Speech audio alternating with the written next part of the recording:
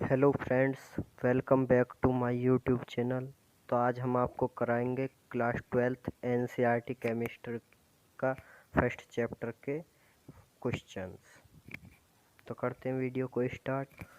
तो इसका first question हो जाएगा हमारा, अक्रिस्टलीय पद को परिभाषित कीजिए और अक्रिस्टलीय ठोसों के कुछ उदाहरण दीजिए।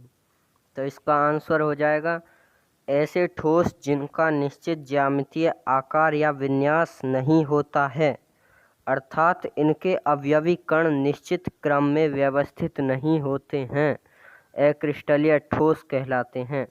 इनका कोई निश्चित गलनांक नहीं होता है तथा ये समदैशिक होते हैं, जैसे प्लास्टिक, कांच आदि। चलते हैं अपने सेकंड क्वेश्चन की तरफ। तो सेकंड क्वेश्चन हमें दिया हुआ है, कांच क्वार्टज जैसे ठोस से किस प्रकार भिन्न है? किन परिस्थितियों में क्वार्टज को कांच में रूपांतरित किया जा सकता है? तो इसका आंसर हो जाएगा हमारा, कांच अक्रिस्टलीय ठोस है। इसमें अवयवी कणों की केवल लघु परासी व्यवस्था होती है। दूसरी ओर क्वार्टज में अवयवी कणों की लघु और दीर्घ परासी व्यवस्थाएं होती हैं। दूसरे शब्दों में क्वार्टज क्रिस्टलीय होता है।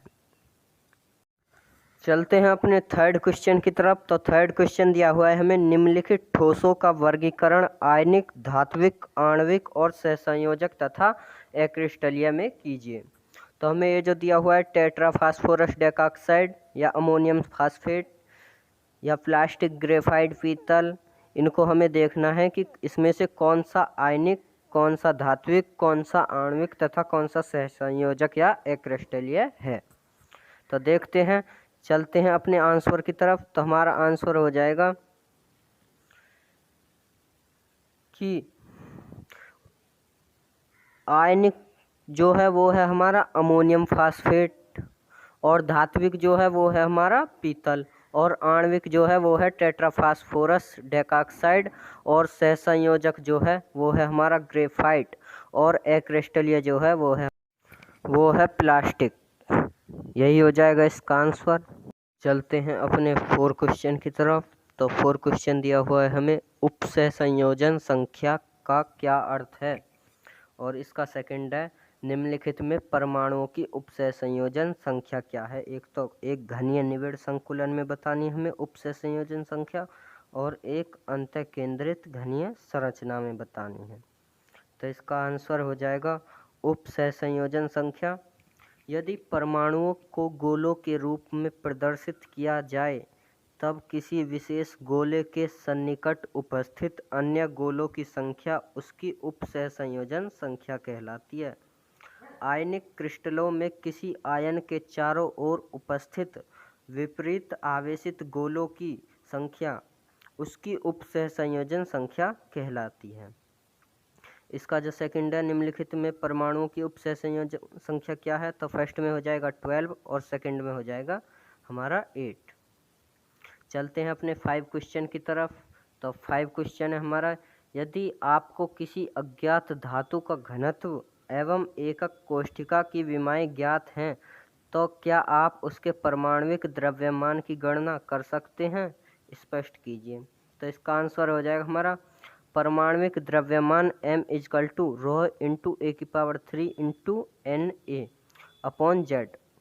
लिखेंगे, किसी अज्ञात धातु का घनत्व एवं एकक कोष्ठिका की विमाएं ज्ञात होने पर उपयुक्त सूत्र की सहायता से उसके परमाणविक द्रव्यमान की गणना की जा सकती है। चलते हैं अपने 6 क्वेश्चन की तरफ।